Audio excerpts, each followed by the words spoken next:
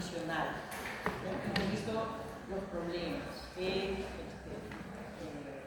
la doble carga de nutrición, la disminución de la anemia, la vinculación de la nutrición con las enfermedades no transmisibles, con la carga de enfermedad del país, muertes prematuras y con discapacidad,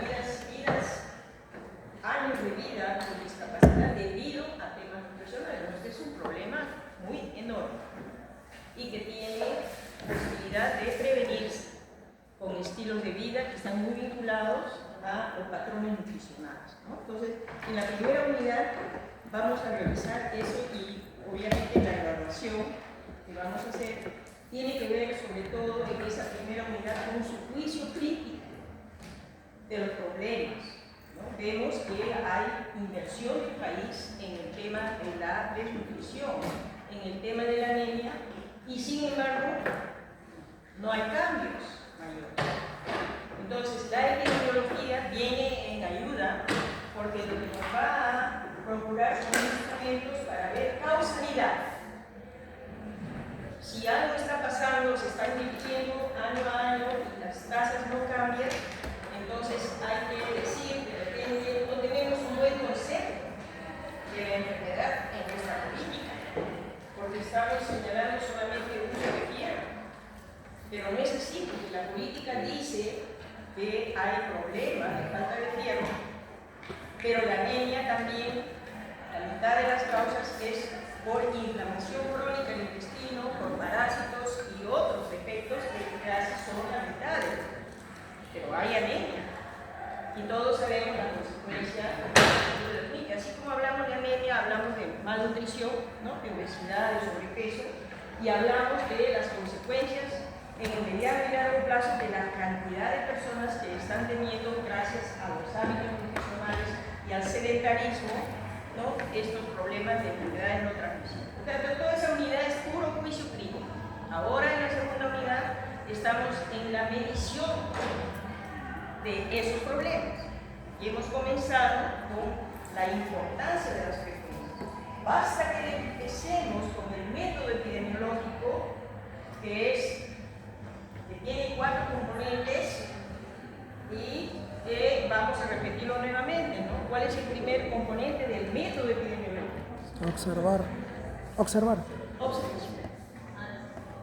Como todo en la vida, primero mirar, observar, con detalle, con libro abierto.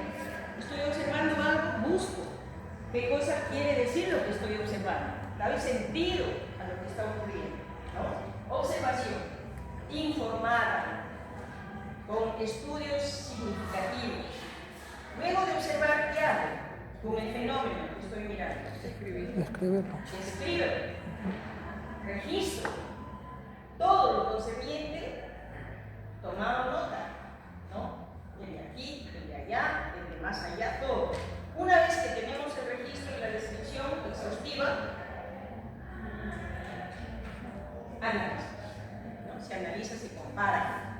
Acá es así, allá es acá, qué sé yo. Y en eso estamos, en este capítulo que estamos analizando, estamos midiendo, ¿no? La magnitud. Y una vez que tenemos esas magnitudes, lo que vamos a hacer es comparar e interpretar.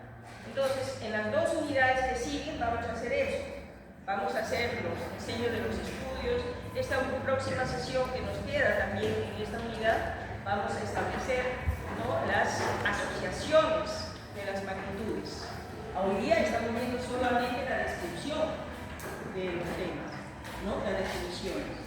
Y seguimos. Entonces, hoy día vamos a tratar, ¿no? de que nos estemos al tiempo, porque nos da rápido la hora en esta clase. Entonces, vamos a ver dentro de las medidas más importantes la enfermedad, la morbilidad. La morbilidad que vamos a ver que se empieza a medir con las tasas de prevalencia, las tasas de riesgo, las tasas de incidencia, la mortalidad, la letalidad. Y vamos a tomar de repente importante de varios conceptos y ejercicios el curso que dicta el CDC de epidemiología de nuestro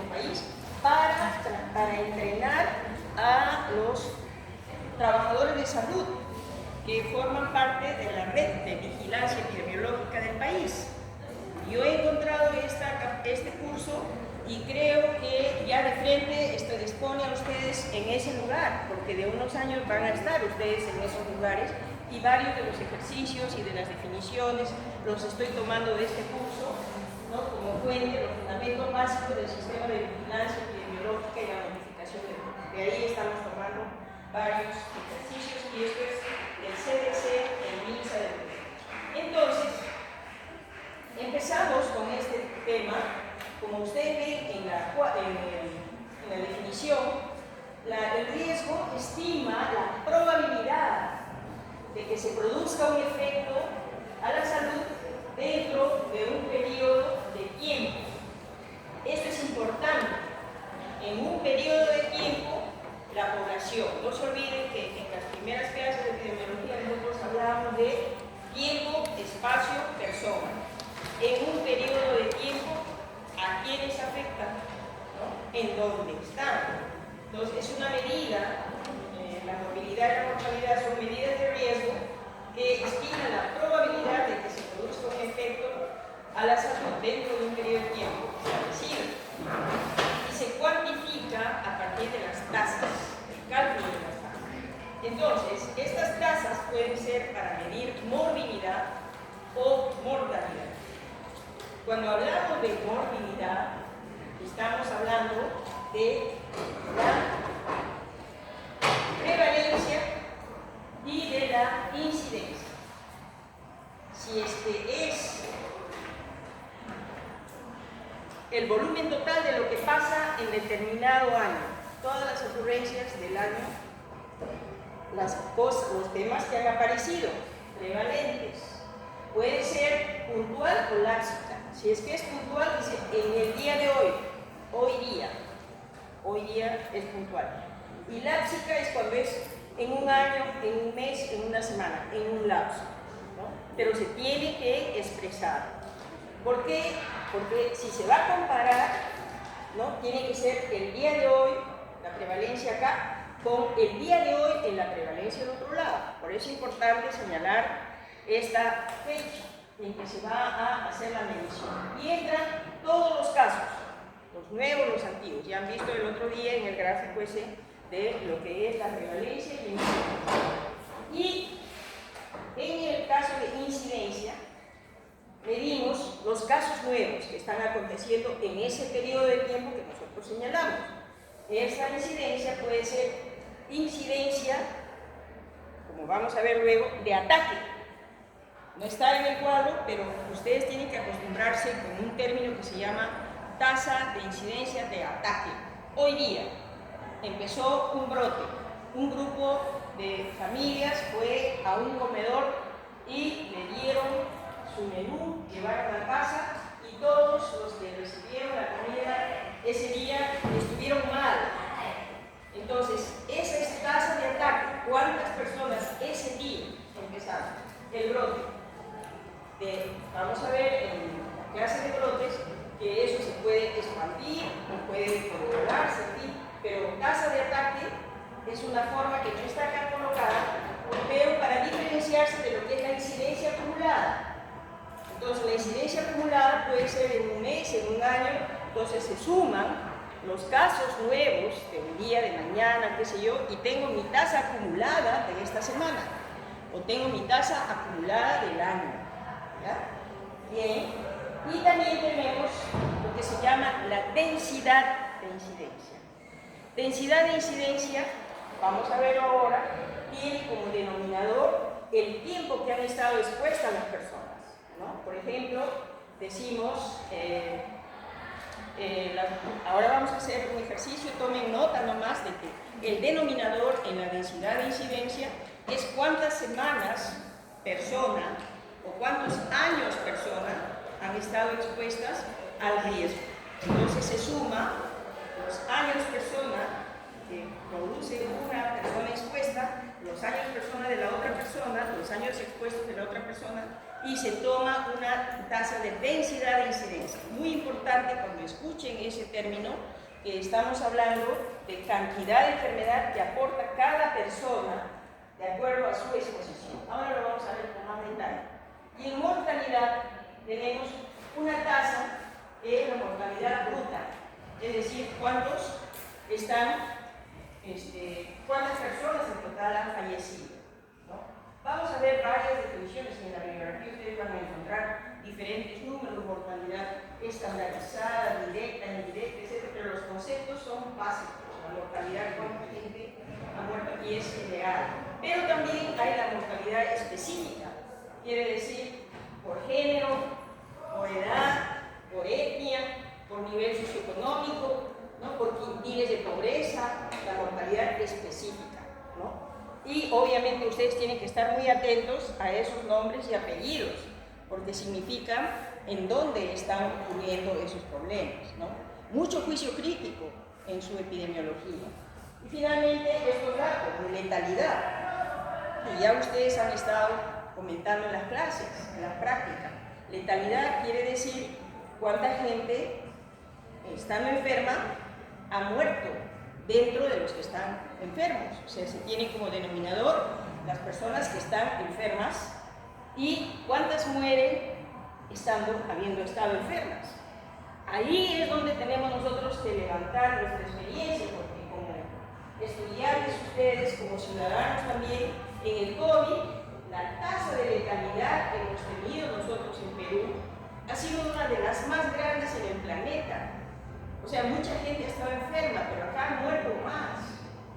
Y obviamente ya lo hemos conversado en las clases anteriores, esto se ha debido a que no tenemos un buen sistema de salud, que es justamente lo que nosotros queremos contribuir con el aporte de cada uno de los estudiantes de nuestra universidad, ¿no? A construir un buen sistema de salud. Entonces, esta letalidad quiere decir cuántos han muerto de todos los que han estado enfermos.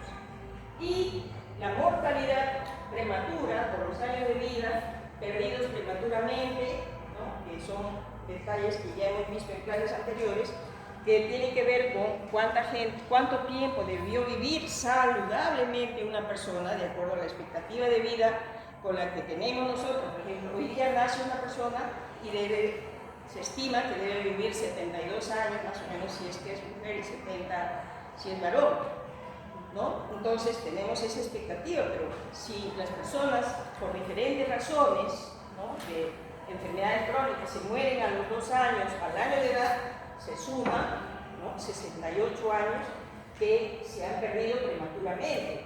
Y si son discapacitados por diabetes, una persona que empieza a estar enferma a los 18 años y debió estar saludable hasta los 70, entonces esa diferencia de 18 hasta 70, que son 62, nos vive enfermo, no es una vida saludable, es una carga. Entonces, años de vida prematuros perdidos es un indicador también de mortalidad, de muerte prematura, sobre todo si se refiere al hecho de muerte prematura, ¿no? Acá, ya les mandé la presentación ayer, hemos visto este gráfico interesante, pero esto nunca se olvide. Cuando hablamos de tasas de prevalencia, estamos hablando de todos los casos existentes, todos. Y permite definir la magnitud del tamaño del problema y sirve para calcular recursos. O sea, si tengo una prevalencia de 150 hoy día que están por tos convulsiva o torferina, bueno, yo necesito tantas enfermeras, tantas vacunas, tantos viajes, tantos viáticos, tantos alimentos. Sirve para calcular recursos para atender esa cantidad de problemas, ¿no? De personas que requieren. Mientras que la tasa de incidencia nos dice los nuevos casos y lo que nos demuestra la incidencia es la velocidad de la propagación. ¿Cuántos nuevos casos están sumándose diariamente? ¿No? Hay enfermedades crónicas como la diabetes, la hipertensión, que están con una prevalencia constante a lo largo del tiempo, no son enfermedades crónicas. Pero hay otras, como por ejemplo en el verano, el dengue y en la Amazonía también, es intensa la cantidad de casos nuevos. En Lima hemos tenido eso el año pasado y este año 25 también con casos nuevos, dengue en Callao, en La incidencia son los casos nuevos y nos dicen con qué velocidad está creciendo la enfermedad. Y obviamente nos sirve para decir dónde están, qué está pasando, ¿no? Y qué hacemos de inmediato. Y una de las cosas que ustedes ya como equipo van a tener que aprender al ir a sus prácticas es cómo se hace el cerco comunitario, porque ya no es un tema del médico, ni de la enfermera, ni del jefe. Todo el equipo tiene que, como vamos a ver en el curso, en nuestro capítulo de vigilancia epidemiológica, tenemos que estar al tanto de lo que significa el cerco comunitario. ¿Cómo hacemos para hacer que las personas sepan inmediatamente los signos de alarma, qué es lo que tienen que hacer en casa, en qué momento llegar, qué es lo que tiene que hacer el equipo, etcétera, ¿no? Entonces, esas medidas de contención ya son parte de nuestra respuesta, digamos, del sector a que haya estos casos grandes, ¿no? Obviamente, cuando hay bastante incidencia y también hay bastante muerte, ¿no? La prevalencia no va a cambiar, porque tan intensamente están entrando casos nuevos como están falleciendo, ¿no? Es un factor que tiene que tenerse en cuenta en la ecuación. O también si se recuperan rápidamente, ¿no? En fin, estas son las grandes diferencias y esto es un concepto que sí lo tienen que manejar. ¿Qué es prevalencia? ¿Qué es incidencia? ¿Qué significa? ¿Para qué se usa más, ¿no? En los conceptos de epidemiología? Acá ustedes tienen este cuadro y sencillamente es para ver qué se pone en el numerador y qué se pone en el denominador para establecer cada tasa. Si estamos hablando de prevalencia, ¿qué cosa irá en el numerador? Bueno, los casos. Y abajo, en el denominador, toda la población en ese momento, ¿no? La prevalencia es cuántos casos hay y el denominador es toda la población en ese momento, en ese lapso o en ese momento. Y la incidencia, ¿qué va en el numerador? Caso nuevo. Y en el denominador, la población expuesta, ¿no? Los casos nuevos, ahí está, esa es la gran diferencia. Y si se trata de densidad de incidencia, lo que se suma es el tiempo de exposición. Ya no se suma la persona solamente, se suma cuánto tiempo estuvo expuesta esa persona. O sea, yo estuve solamente 3 días enferma, ¿no? Entonces son 3 días persona. La otra persona son 7 días, en el caso que estemos evaluando contacto, ¿no? Entonces, esta persona estuvo en la incubación y los primeros 3 días persona. La otra persona es 4 días persona. ¿Cuántos días persona tuvimos la posibilidad de infectar? 7 días persona. En otra comunidad es así, pero no se olvide, la densidad de incidencia no mide el número de personas, sino el tiempo de exposición por persona, que de acuerdo al problema puede ser por semana, por mes, por año. Y eso es un puro razonamiento, pura lógica, ¿ya? Acá nuevamente este cuadrito que lo hemos visto la vez pasada, solamente para refrescar, ¿no? ¿Qué es, en este caso, prevalencia puntual? ¿Cuál sería la prevalencia puntual de acuerdo a lo que hemos conversado? El día 1 de enero. ¿Cuál es la prevalencia puntual? El 1 de enero, en el cuadro. ¿Cuántos casos tenemos el 1 de enero? 3. ¿No? El 1 de enero tenemos 3 casos. Esa es prevalencia puntual, ese día, ¿no? Y prevalencia lápsica en todo el año, ¿cuántos casos hemos tenido? En todo el año. 8 casos. 8. Todos los que hay análisis. Esa es la prevalencia. La diferencia entre lo que es puntual y lápsica, ¿ya? Siempre fíjense qué es lo que se pide en cada tema o lo que están analizando. Ustedes no podrían, si están solamente circunstancialmente en una zona por 1 o 2 días, no podrían hacer un análisis si no tienen toda la información obviamente del centro, no podrían hacer una estimación de prevalencia lápsica, si solamente están observando lo que hay ese día, ¿no? Entonces, por eso es importante tener la diferencia válida. Es una observación válida, es un dato tan válido, ¿no? Pero si pueden tener la información de todo el centro, entonces en el mes ha habido tantos registros de la enfermera del centro o el personal de salud dice todo lo que ha habido, ¿no? Ahora, para calcular la tasa de prevalencia puntual, ya ustedes han visto la definición que hay en el numerador, que hay en el denominador, y en el ejercicio, ¿quién quisiera leer el ejercicio? Por favor. El ejercicio solamente. El 16 de julio del año 2022 se realizó una encuesta poblacional de personas para identificar con diabetes en una comunidad de 4.000 habitantes. Se identificaron 200 personas diabéticas. La prevalencia puntual sería 200 entre la población total, que es 4.000 por 100, nos va a dar el porcentaje de 5%. Esto nos da una interpretación de la prevalencia de diabetes del 16 y el 07 del 2022 es del 5%, es decir, 5 personas con diabetes por cada 100 habitantes. Entonces, esa es la medición de la magnitud del problema en ese día, en esa fecha, ¿no? Bien, igualmente podemos decir el ejercicio, quien quisiera leerlo, el ejercicio del cálculo de la tasa de prevalencia lápsica. Por favor. Ejemplo, se realizó un estudio de prevalencia de tuberculosis en un distrito de 20.000 habitantes. Se encontró que hubieron 20 casos que, habiendo enfermedades en el 2021, aún continuaban con la enfermedad y 180 casos fueron diagnosticados en el 2020. Tasa de prevalencia lápsica, 200 entre 20.000 por 100, que fue resultado 1%. Interpretación: la prevalencia de tuberculosis en el 2022 en el distrito de Colorado fue el 1%, es decir, un caso de tuberculosis por cada 100 habitantes. Así es. Porque como ustedes se dan cuenta, está sumando, ¿no?, los que había, que eran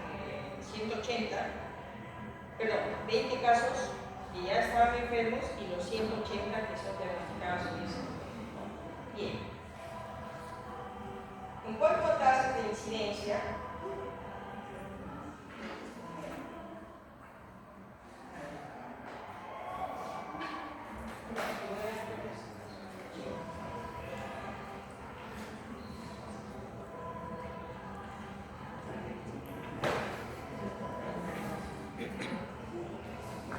para que estimemos la tasa de incidencia tenemos necesidad de 3 valores.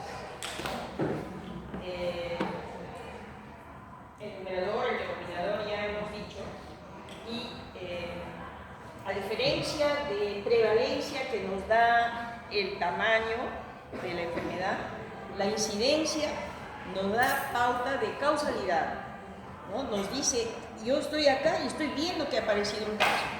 Entonces yo puedo, como lo estoy mirando, cómo se está produciendo, cuánto tiempo de incubación ha tenido, dónde ha estado el que lo ha contagiado, dónde ha ido esta persona después de haber sido contagiada. Entonces nos da ayuda, la incidencia sí nos ayuda a ver causalidad, porque nos permite poner bajo la lupa todo el antecedente de esa persona que acaba de enfermar.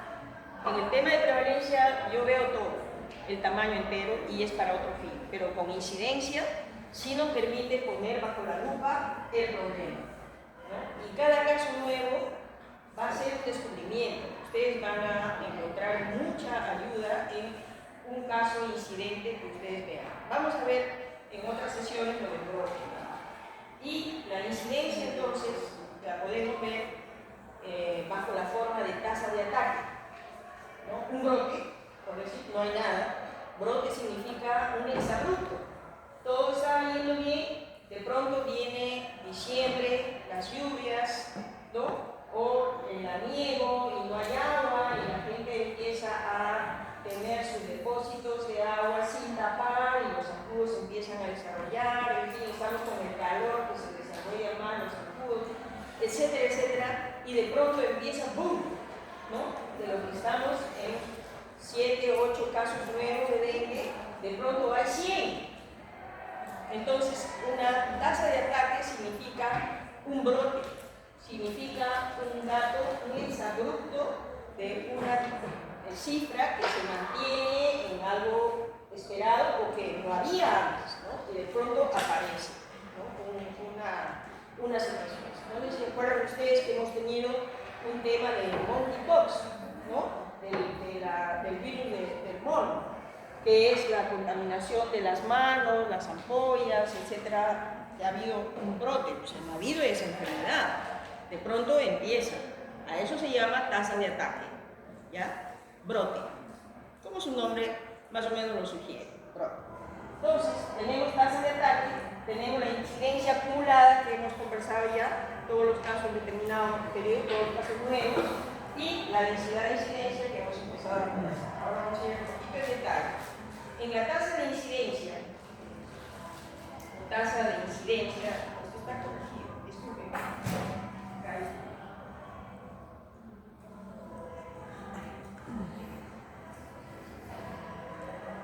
La tasa de ataque entonces mide el número de casos nuevos en un periodo y la población en riesgo expuesta en el mismo periodo. Eso hay que tener mucho cuidado cuando se enfermaron, de todos los que estuvieron expuestos. Y se multiplica por un valor que es K. Y este valor K puede ser por 100, por 1000, por 10.000, dependiendo del tema que se esté midiendo. ¿Por qué? Porque se tiene que comparar, ¿no? Si toda la convención están midiendo por 100.000, ¿no? Para poder comparar mis datos con otro país, entonces mis datos yo también tengo que ponerle por el factor 100.000. Le pongo un 0 más, un 0 menos, un punto decimal y lo expreso por el valor que yo quiero comparar, ¿no? Entonces, de acuerdo a los casos también puede ser, de nuevo, ese valor K. Este valor K de acá puede ser 100, 1000, 10.000 o 1.000.000. Como vamos a ver en el artículo que les he pasado de 25 años de tosferina en el Perú, ¿no? Que les he pasado en la presentación. Ya tienen el dato de tasa de incidencia acumulada, en donde en el numerador son los casos nuevos del periodo y en el denominador la población en riesgo expuesta, que ya lo hemos realizado. No se olviden nunca el K. No se expresa solamente cuando es una tasa de incidencia o prevalencia, se expresa por 10.000, por 100.000, por 1.000, y ese número va a depender de cómo se está expresando esa enfermedad, otros estudios para poderlo comparar, ¿ya? Este estudio es sumamente importante, y he sacado este párrafo porque acaba de salir, este artículo acaba de salir en el Lancet de las Américas, ahora en este mes, y a propósito del brote, outbreak, outbreak significa brote, el brote en la Amazonía, para poder llamar la atención de la mortalidad de los niños en el Catén del Marañón. Entonces, lo que dice este equipo y el doctor Juan Celis, que es el director de epidemiología del Hospital Belén, del Hospital Regional de Iquitos, escribe este artículo con sus colaboradores, Juan Celis, y él dice: la incidencia de pertussis incrementó de 3.9 casos por millón de habitantes. Ya ustedes lo entienden, es así. Cuando decimos 3.9 casos por millón, ya estamos hablando de una tasa de incidencia, es así, por millón, en el 2023, y creció a 7.4 de la tasa de incidencia en el 2024 y a 57.5 en la semana 33 del 2025. EW quiere decir Epidemiological Week, Epidemiology Week, o sea, semana epidemiológica. Ya les conté yo, y lo vamos a volver a ver en vigilancia epidemiológica, como para hacer vigilancia epidemiológica usamos las semanas epidemiológicas, que son las mismas 52 semanas que tiene el año, pero para hacer semana epidemiológica tiene que las unidades que reportan, lo reportan hasta los días jueves de cada semana, de manera que se procesa sábado, viernes, sábado, y el martes sale el boletín de la semana anterior. Entonces, este dato es de la semana epidemiológica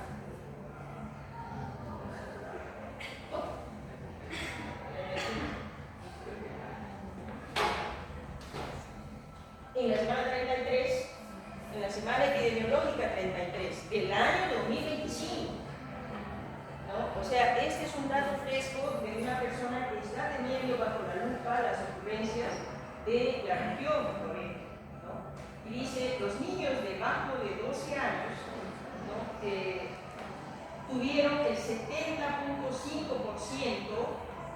de la enfermedad total. O sea, hubo 1956 casos, y ustedes tienen acá un ejemplo de lo que es ese ejercicio 1379 sobre 1956 es una fracción, ¿no? ¿Y a cómo le hemos llamado a esto? 70.5% es una proporción, ¿no?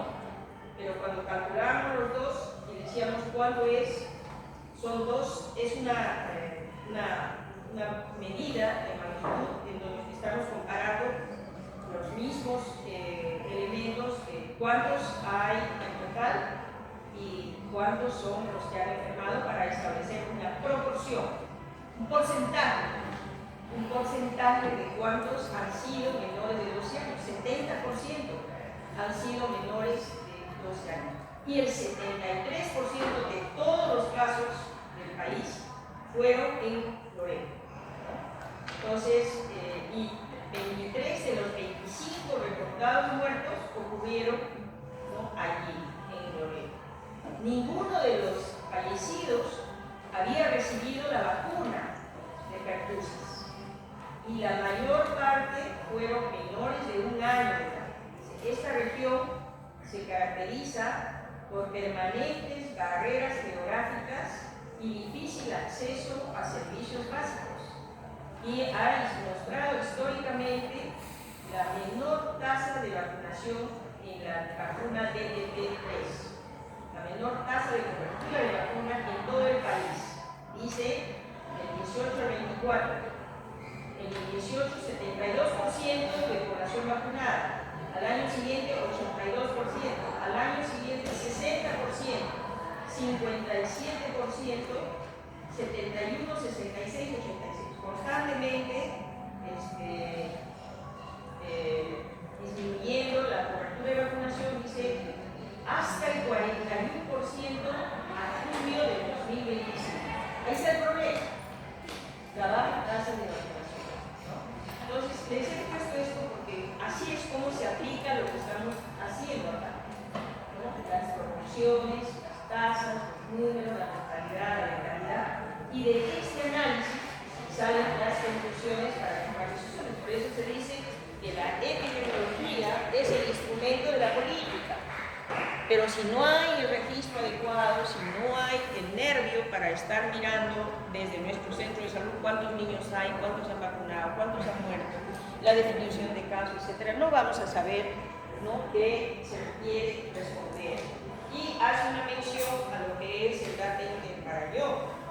Les digo esto porque yo he tenido estudiantes, he conocido estudiantes de San Fernando que, bueno, aplican a algunos programas de movilidad de la universidad, y nosotros los profesores les facilitamos contacto con algún profesor. Puede ser que no haya el seguro, una serie de dificultades, pero si quieren ir a una región como Loreto y mirar en campo lo que está pasando, ustedes pueden construir su proyecto, ¿no?, y poder ir a ver para que aprovechen lo que están estudiando con lo que ofrece el contacto de la universidad con estas localidades y un poco su movilidad. Acá un poco el ejemplo de Entonces, les decía yo que en la densidad de incidencia está el número de casos nuevos, pero en el denominador es la suma de los periodos de exposición de cada una de las personas. La sumatoria de los tiempos de exposición de cada persona es el denominador. Y aquí tenemos un ejemplo. A ver, ¿quién quisiera colaborar leyendo este ejemplo?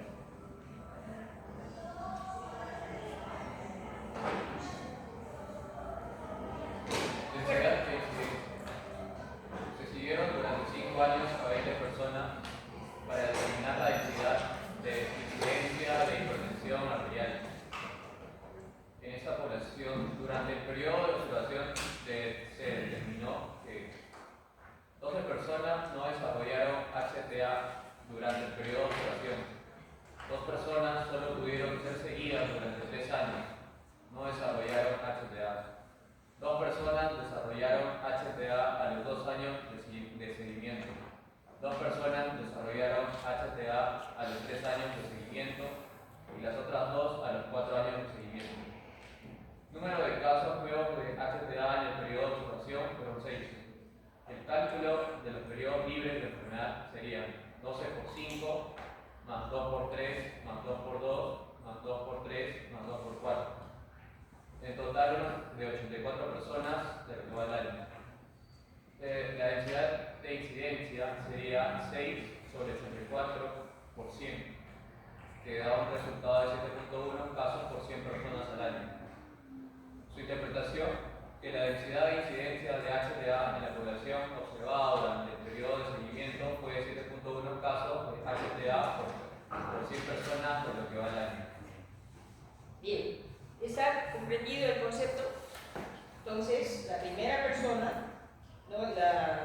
Dice el primer grupo de personas en 3 años no desarrollaron, 2 personas siguieron 3 años, fueron seguidas 3 años. 12 personas no hicieron problema, no tuvieron problema, y entonces su tiempo libre de enfermedad fue los 12 por los 5 años. 2 personas desarrollaron, ¿no?, la enfermedad y siguieron, y por 3 años no tuvieron, ¿no? Igual la suma de las 2 personas que no tuvieron en 2 años, 2 personas que no tuvieron en 3 años y 2 personas que no tuvieron en 4 años. O sea, en este caso está estimándose el tiempo libre de enfermedad, ¿no? Porque también es un valor positivo, digamos, que nos interesa ver cuánto tiempo libre de enfermedad puede haber. Pero el denominador sigue siendo la densidad de incidencia. ¿Cuánto tiempo libre de enfermedad en este caso? Pero también le pueden decir cuánto tiempo, ¿no?, de enfermedad contribuye este grupo de pacientes. Y eso puede ser otro tipo de estimación. Pero ese es el cálculo. En el denominador se pone el tiempo en que ha estado expuesto, ¿no?, o protegido una persona. Y es la suma de esas exposiciones o protección que aporta cada una de las personas. Acá tenemos un ejercicio de medición de mortalidad, ¿no? En la mortalidad, como ustedes ya lo han revisado, se necesita 3 elementos, ¿no? La población expuesta al riesgo de morir, el tiempo y el número de defunciones ocurridas en el periodo. Y puede ser mortalidad general o mortalidad específica, por sexo, por edad, por región, por etnia, por quintil de nivel socioeconómico, y siempre se expresa por 1000, por 10.000, por 100.000, según el caso que se estudia, con fines de comparación.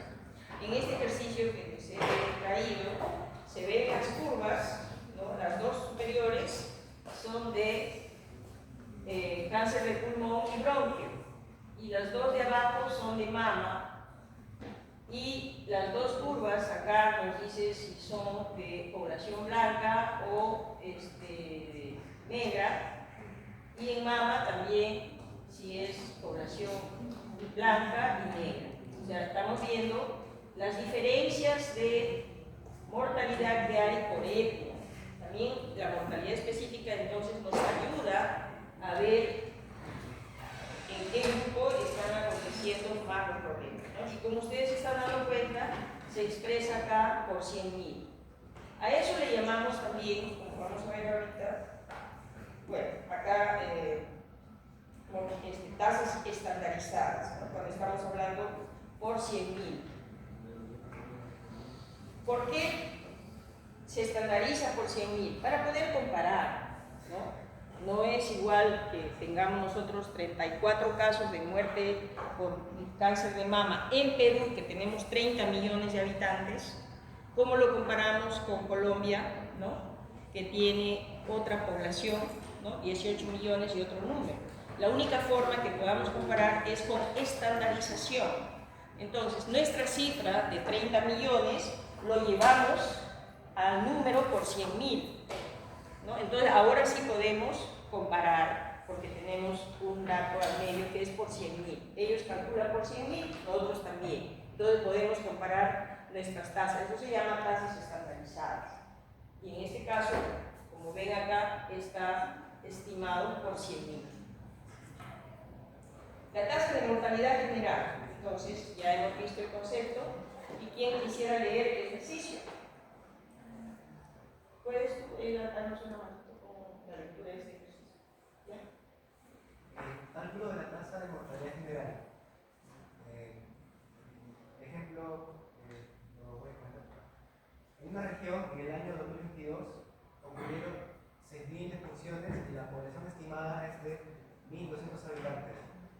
¿Cuál es la tasa de mortalidad? La tasa de mortalidad dividió 6.000 defunciones entre 1.200.000 habitantes por 1.000, lo que da 5 defunciones por cada 1.000 habitantes. Interpretación.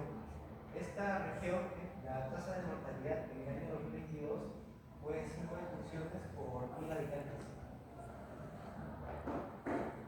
Bien, entonces está claro, ¿no? Es bastante sentido común y sus números ahí, su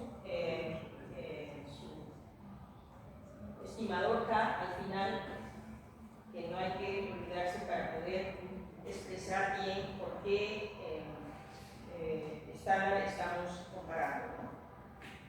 Ahora, para este ejercicio de la tasa de mortalidad específica, lo que tenemos es este registro del Instituto Nacional de Estadística, que estima que para el 2020 teníamos 32 millones de habitantes y pico, ¿no?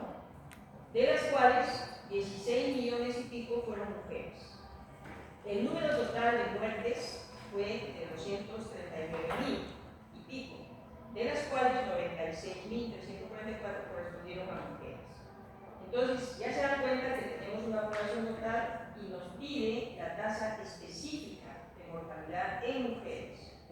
Entonces, tenemos para este caso el total de defunciones de mujeres registradas y en el denominador toda la población estimada de mujeres en Perú para ese año, ¿no? Y obviamente, ahí tienen las fracciones, 96.344 defunciones en mujeres, ¿no? Que se haya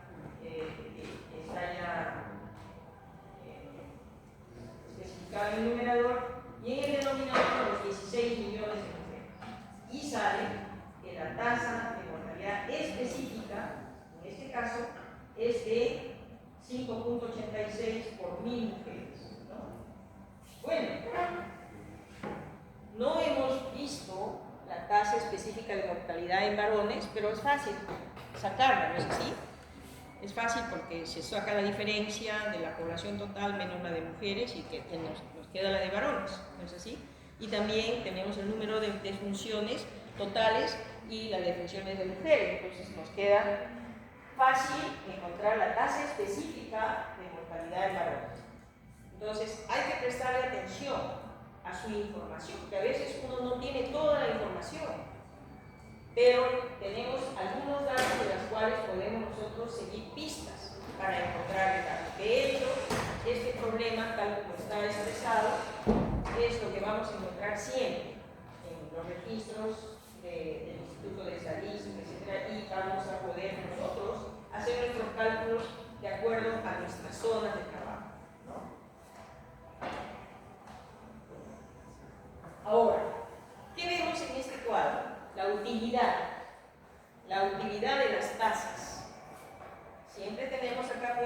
100.000 y acá tenemos los años.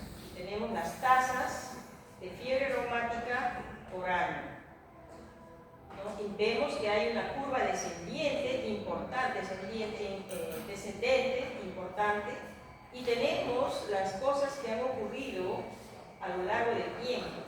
Esta caída grande entre el 2010 y 2020 ha significado, ¿no?, muy probablemente mejoras en las condiciones de higiene, nutrición, vivienda, ¿no?, en la población. Ustedes saben, la fiebre reumática es la infección del estreptococo que produce anticuerpos, ¿no?, que dañan las válvulas del corazón.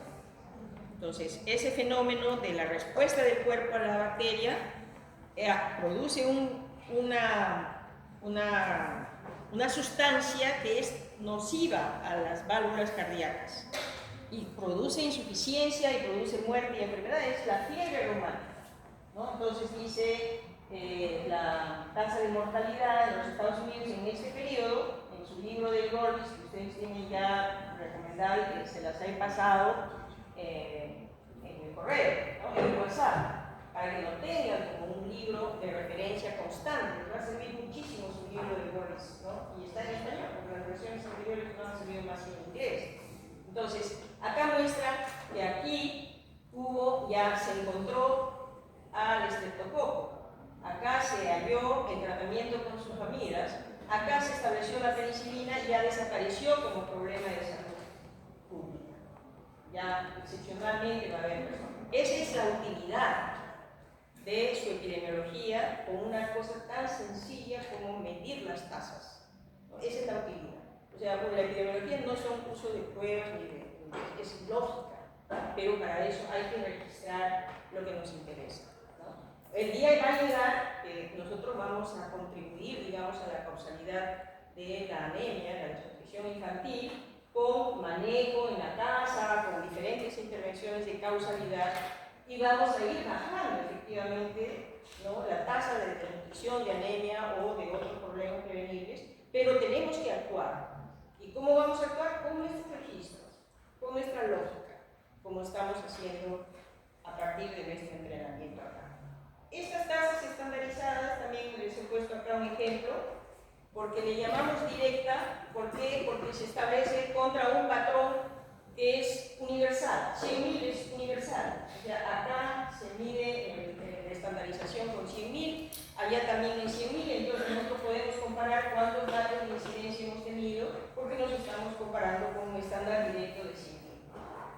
¿No? Ustedes van a encontrar que puede haber también tasa indirecta. Es decir, si acá he tenido una incidencia de 20 casos por 8.000, ¿no?, y acá he tenido 30 casos por 50.000, entonces yo puedo pasarlo todo a 100.000 o puedo yo asumir, ajustando por grupos etarios, a la composición de la población de este lado. Entonces, si yo tuviera acá el número por edades diferentes, yo me ajusto con esta población. Podría hacerlo con 100.000, pero yo quiero imaginar cuánto sería mi problema si yo ajusto a la población de este lado. Es una estandarización indirecta. Se usa mucho menos, pero es importante porque en la lectura ustedes van a encontrar que no se tienen que perder. Cuando yo estandarizo con las ocurrencias de con una población que yo quiero comparar directamente, no contra 100.000, sino contra los ajustes de edades de esta población. Entonces es como decir, bueno, acá, por ejemplo, en Huaycán hay una zona, la zona K, y hay la zona N. Entonces no tiene sentido, ¿no?, para esa realidad que yo pase a 100.000. Tiene más sentido que yo calcule por qué está tanto en la zona K y por qué tanta diferencia con la zona N. Entonces yo puedo estandarizar indirectamente asumiendo cómo sería mi enfermedad si yo estuviera contra esta población que yo quiero comparar, ¿no? Todo esto según lo que quieran ustedes manejarse, ¿no? Finalmente vamos a ver la tasa de letalidad. ¿Cómo andamos con el tiempo más?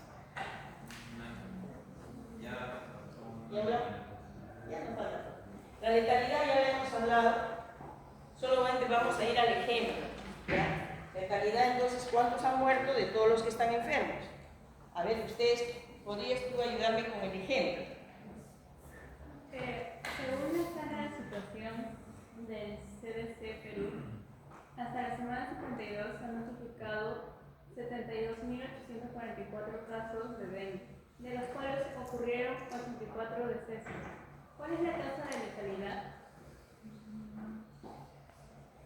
Tasa de letalidad, 84 muertos entre 72.844 casos es igual al 0,12%. ¿Ya? Esa es la tasa de letalidad. ¿Y cómo interpretarías?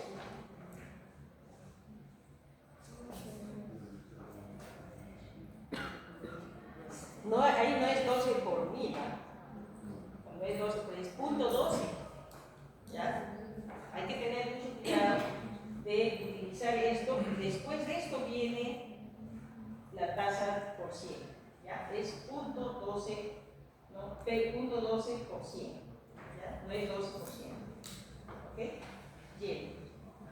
Ahora, esto ya lo hemos visto en otra clase y finalmente lo que se quiere ver es cuántos años de vida potencialmente se ha perdido. Es una utilización de la tasa de mortalidad, ¿no?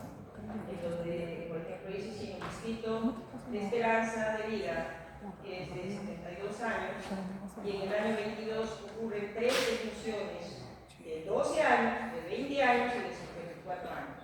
Entonces, en una población de 13.000. Nosotros, los años de vida, el primer caso ocurre a los 12 años, será 72 menos 12. El que muere a los 20 años será 72 menos 20. Y el que muere a los 54 será 72 menos 53. En total, ahí se han perdido 130 años potencialmente perdidos, ¿no?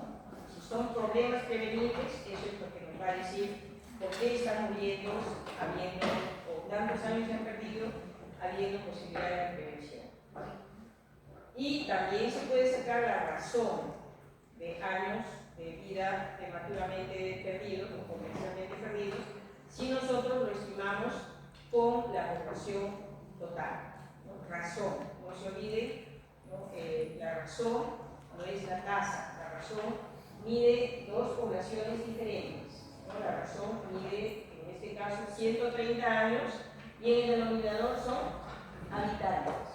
Entonces no está midiendo los mismos valores. Entonces por eso se expresa en años por 1000 habitantes. Es razón, no es tasa. La tasa sí, importante, mide poblaciones del mismo grupo. ¿Cuántos enfermos hay? De esa población, ¿no? Son los datos similares. No se olviden de un valor muy importante que se usa, que es la razón de mortalidad materna. Ese valor quiere decir cuántas muertes de mujeres ha habido por 100.000 nacidos vivos. Eso les explica muy bien el concepto de razón. No son poblaciones iguales. Arriba estoy poniendo el número de mujeres que han muerto y abajo 100.000 nacidos vivos. Entonces es una manera en que se estima, ¿no? La mortalidad materna para compararla entre países.